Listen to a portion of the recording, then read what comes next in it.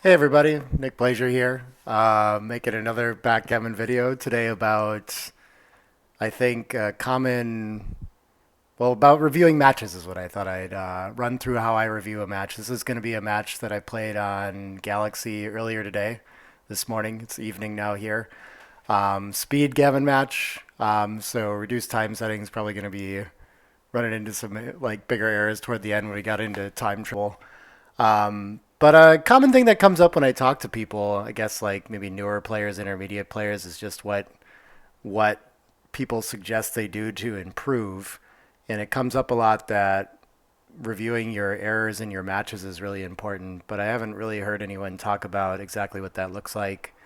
I always wonder if that's a confusing thing. I've come up with different ways of doing that myself over time, so I thought I'd share a run through of one of my matches real quick and a couple different things that I do um, when I'm reviewing a match. And this is the first time I reviewed this match too, so I'm going to be surprised by my mistakes as I go through it as well. Um, Also, while I'm on here, I'm trying to pick up people to do backgammon lessons again. So if you're interested in that at all, reach out to me on Facebook and maybe I can help you out with your game too. But we'll get started. Um, One big thing that I suggest, it's very easy from the summary to see that I have 16 blunders that I could jump to look at for the highest equity game gain. If I could remove those mistakes, of course, they would have probably the biggest impact on my overall PR. But I find it a lot more valuable to go through all positions that I've thought about, and ideally in order. And hopefully, while I'm running through those, if you do that sooner to when you played the match rather than later when it's still fresh. Even right now might be a little bit late. Hopefully, I still remember the flow of this match while I go through it. But it's very useful to go through and remember what you were thinking over the board, and also come across decisions you made where you were right, and kind of see if it was close and what the other candidates you were looking at. Where they're ranked up, maybe you find out that they were really even, and that's why you spent a lot of time thinking about it. But I think that does two things, which is kind of reinforce that you should be thinking about it when they're close, and it also gives some positive reinforcement to the things that you're getting right. I think I found that when I'm studying and just going over only by blunders, then I tend to maybe in my play think about adjusting those, but I don't have a sense of what I need to keep the same as well. So I think it's important to kind of go through most of your moves. You'll also notice as I go through these that I'm not going to go through much of my opponent's moves at all. I occasionally will have some opinion about like a cube or think something I like to confirm that. It's interesting. I'm just generally way off on whatever the other player's decisions are. I have no sense of what's right and wrong, and I think people are making mistakes all the time. And I generally find in review that they're playing pretty well and making some good complicated decisions. So that can be useful too if you had some strong opinion about some play. But usually I'm just sticking to my side of the board. It's enough to manage that. Right off the bat, there weren't like a whole lot of options for this play, but nice to see that, of course. I guess slotting into a double shot was fine there. So yeah, we'll start moving through it. Already in this, I'm thinking about not splitting as a game plan. That must be preferring priming. Place is panned out. Okay, and this fours. This is. It's nice too when they're close, or even if you're right, to jump through and kind of run things on plus plus to see if it changes magnitude or if it's a bigger deal than you might have thought. Um, but yeah, this play I considered this. Okay, slotting. So it seems it fits in with the priming theme. What I decided over the board was that my gain might not be large enough after the slotting play, and that I might not cover often enough to make this worth it. So I opted for the other play um, that would allow me, if he ran away on a five anyway, that I'd have more attacking numbers and things like that. I'm happy to see that they're close. I must have something right about that idea, but it is interesting for sure that you can slot instead. But this is kind of a decision point in your study too. When you're going through these plays, these run pretty close. I found a decent one. You kind of have to choose your battles. If you know there's 16 blunders coming, maybe this isn't the one that you spend all day trying to get right and just, accept that it's close. It's an interesting one to keep in mind, but it's you're not going to be able to correct every mistake that you make in a match every time either. So it's just kind of nice to see these ideas and think about them a little bit and move on. Maybe spend more time on the ones that you really don't understand or seemed really crucial somehow. Um, okay, I was really uncertain of this cube after I made it over the board. I thought I had enough of the advantage with no made anchor, but as the game played out, my opponent very quickly anchored on the 22 and it felt like I had nothing and I felt like maybe I had overestimated this. But so this is nice reinforcement to see that my attacking game plan as well is enough to send the cube here. A lot can change on this next roll. And we'll keep going through from there. Okay, so I made an overplay in this prime versus prime battle. I should have thought of it more as a mutual holding game and stayed on my anchor. This is a good one to remember. Yeah, we both have an advanced anchor, so hopping out gives my opponent the attacking game plan and offers them time to hop out with sixes as well while they attack. So it's a bit too loose. Okay, so these are kind of nice too, especially in speed gammon. A lot of the time I'll be going with just my instinct about a play, and what I'm clearly seeing first here is priming potential. But if I just wait a roll, my opponent's prime is going to break. They're going to have to give something up next roll, and if they run, I'm more poised to attack anyway. So there isn't any urgency to hopping the prime in this one. It's more of a mutual holding game that way. That's one that I think I can remember. Cool. So this is one that I think I understand what the mistake was and how to improve that. Long term, you might categorize these into something. I haven't been doing a lot of this myself lately, which I think leads to less good study, honestly. Um, but yeah, like taking these mistakes and storing them away somewhere in a certain game type and categorizing them is a really helpful thing to learn from errors you've made. But yeah, I think still going through it, you retain some of this and you get some visual reference of how to think about these different positions. But okay. It turns into quite a bit of backing and forth in this, I remember. So I go for a tempo hit here instead of just playing quiet, thinking that if I get hit on the 23, I might be able to pick up a 24-point blot, and my opponent won't be at the edge of the prime. But again, no real urgency to this, so just an overplay. I might have been thinking that I would win more gammons that way too. I don't know. The fly shots on sixes aren't so bad. Yeah, in a priming game, just letting your opponent roll tends to work pretty well too. So, not sure how I came up with this one. It just, sometimes you see a blot and you hit it. Now that my opponent's left their anchor, I think hitting loose on the edge seems pretty thematic, so that makes sense. And now that we hit one, I was not sure what to do with the six at all. Linking up blots is good. Linking up a blot instead of, so I didn't want to remove contact with the blot on the 18. I was thinking I might like a 4 to pick up, but I might get hit back against a 4-point board, and so tidying up some blots is a little bit stronger here. Okay, interesting. That is one that I could probably spend some time with. So looking at, I mean, I think I thematically get it, but sometimes if you're not sure why that is, you can go through different dice sequences and things like that. Use that dice distribution that I've shown in a different video to figure out what the swing numbers are. But I think I can see thematically in this one that when I'm hit, the additional liabilities around the board after this play are going to be difficult to deal with. And this is going to be tidier and offer me more chances of coming in and escaping. And it's nice to have this outfield control assets. So yeah, this is the more offensive play. It wins more gammons, but loses a little more just in the time it buys my opponent when they do hit. Okay. Aces, yeah, pretty natural there. Felt like it anyway. This felt pretty natural too. Interesting, there's close candidates there too. This one I suspected was probably an overplay over the board. I don't know, again, I guess I'm just in a hitting mood today in this game. But yeah, I was thinking that it would be. I don't want to have to deal with a three anchor game coming home, but if I let my opponent in, they'll crack pretty quickly. Hitting might not prevent that all that well. If I get hit on the deuce, he might still have time while I fan um, to remake the 23.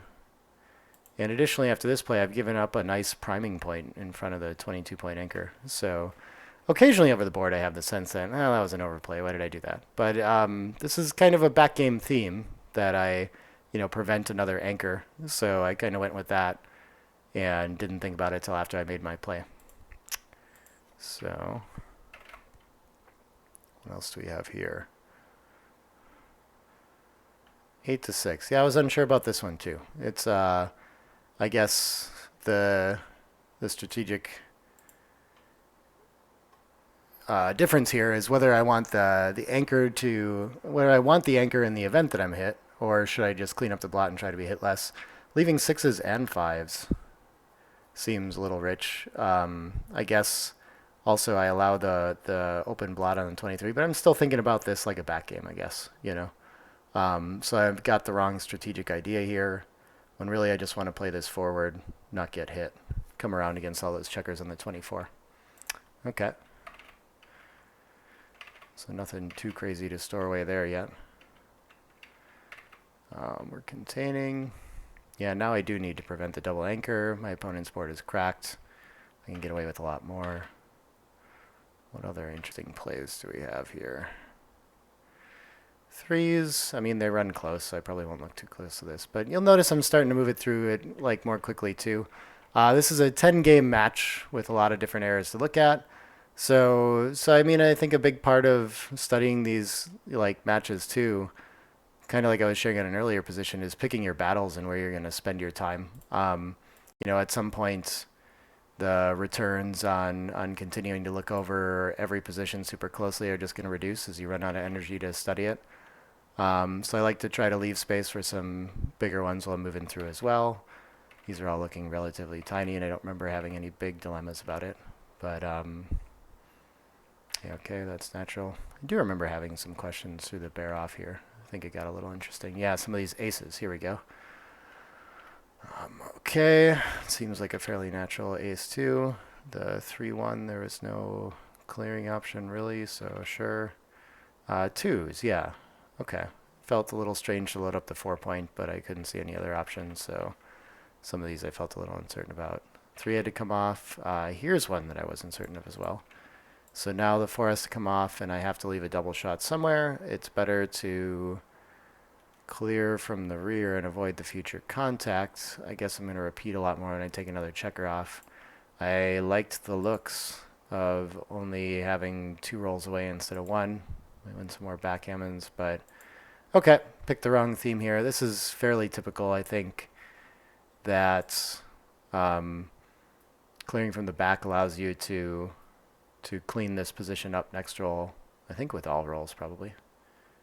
Yeah, I can't think of a roll off. I guess double twos might not, or something, or leave a double shot. There might be some disasters, but most are going to pick up both blots, where most often I'm going to leave a shot of some sort after the roll next time.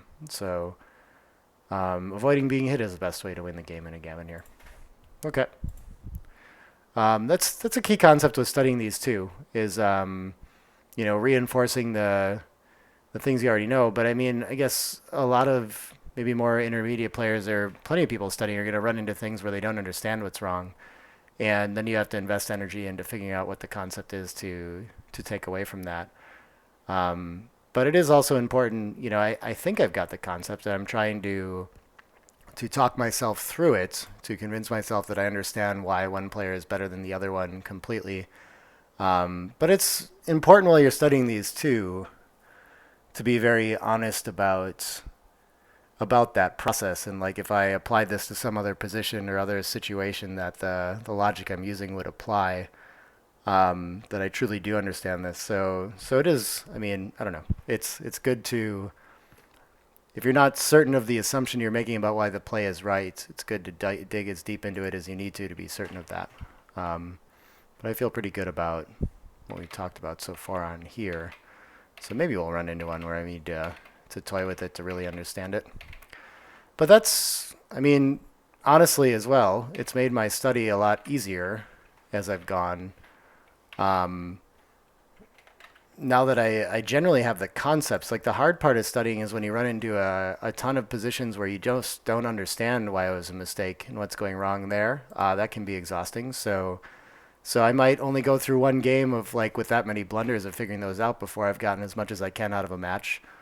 Or if I understand them, then I can keep working on it. Yeah. Okay, this is an interesting one. I don't know if I'm gonna expend a lot of energy on this, but I can make the anchor in slot. Okay. This is a good opening concept to learn, but it's not super large. Well, there's a lot of plays that kind of beat mine too. Yeah, okay. This is a good reminder that the distribution right now between the 13 and the 8 is good, and creating stacks of 5 is bad. And so trying to do anything other than that is better with so little development and not really being ahead in the race or behind in the race. Or yeah, not really being ahead in the race. It's not really my game plan. Be down anyway. Okay. Seems easy enough to find. I do later pick a play like that. Okay. This one's kind of interesting.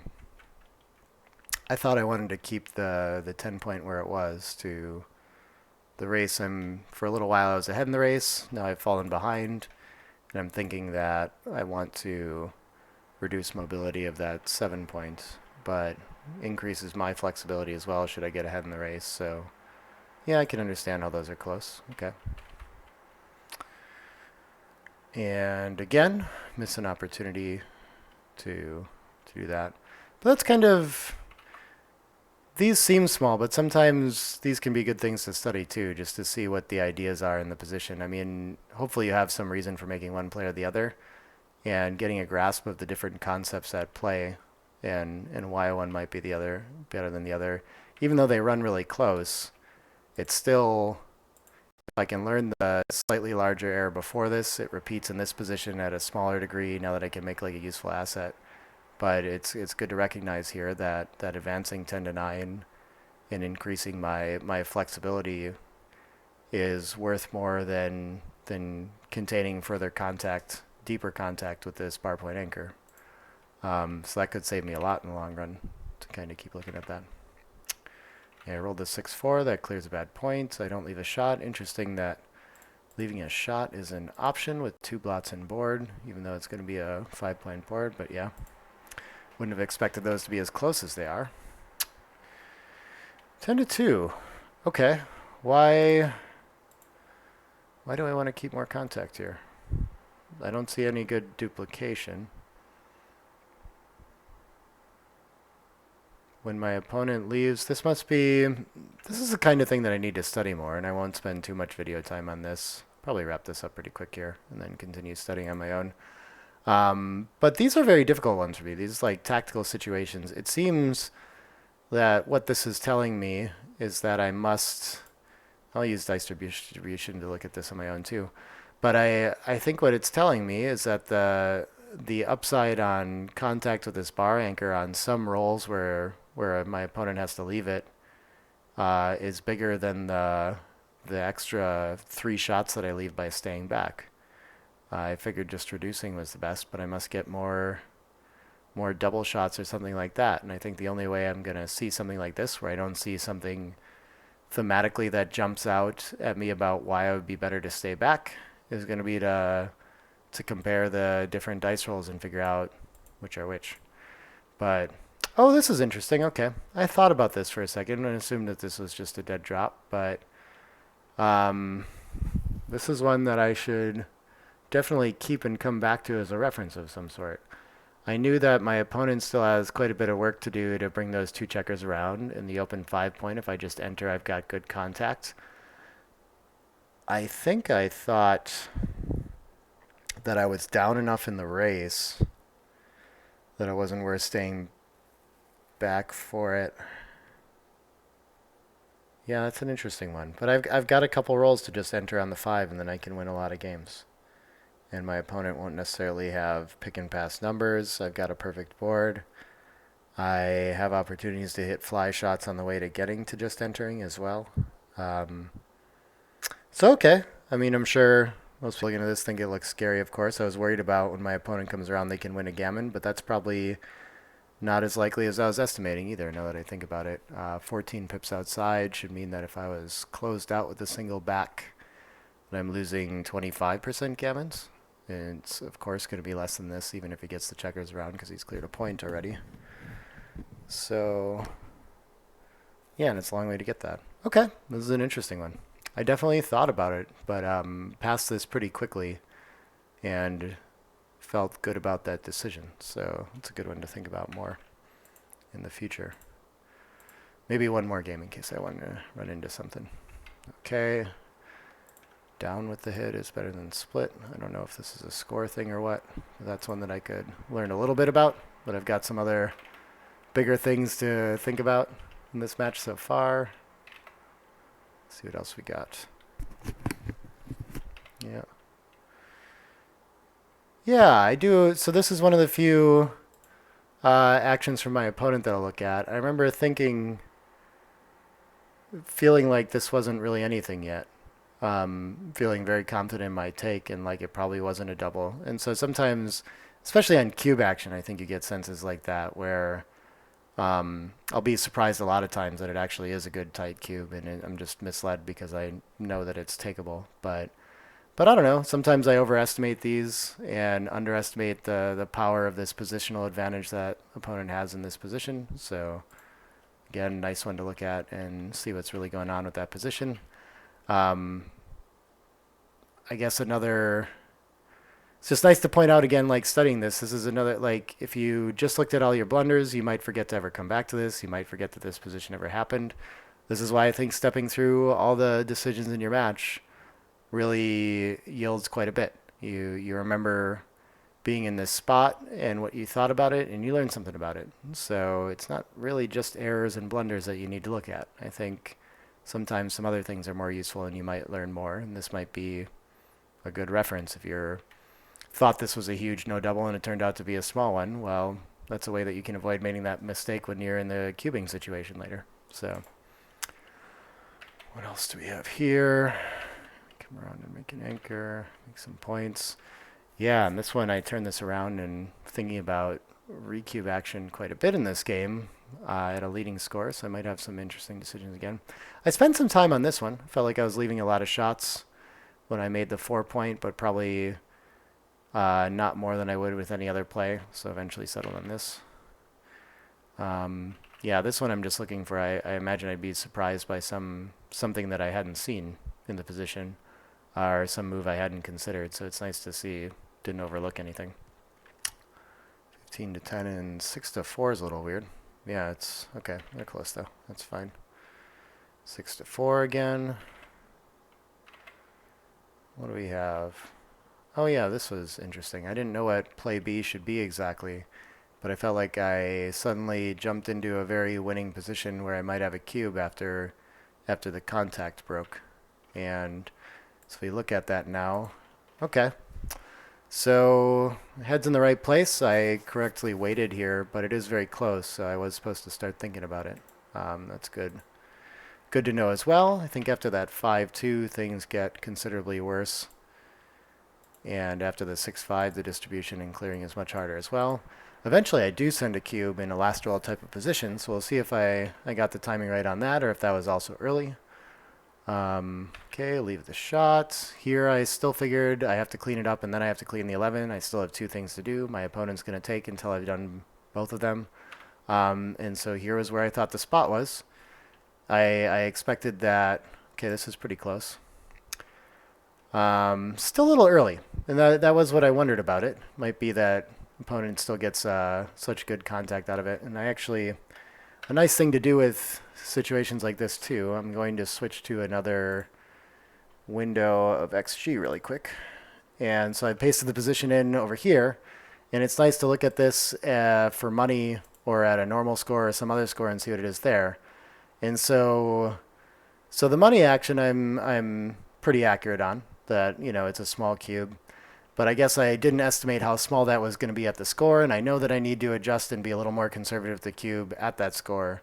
So I think that's the lesson from this position. When I go back there, is that leading 11 away, 12 away on a recube, I should just wait and safely cash later instead. But again, the idea here is just I'm going to leave a shot on the next roll most of the time. When it's missed, I'll have lost my market by a good amount. So it's kind of my last chance to get in a cube. But I delay the inevitable, then I get to hit. That's really nice. Bear off and win this one.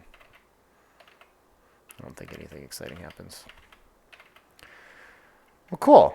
I think I'll wrap this video up at that. Went on for a good amount. I still have some more games to go through myself, so I'll do that after the video. But yeah, let me know if there's other things that people would like to see videos about, like any other questions about studying backgammon that I can help clarify. But I hope that gives people some ideas about how to review matches and improve their game, things like that. Thanks, everybody. Until next time.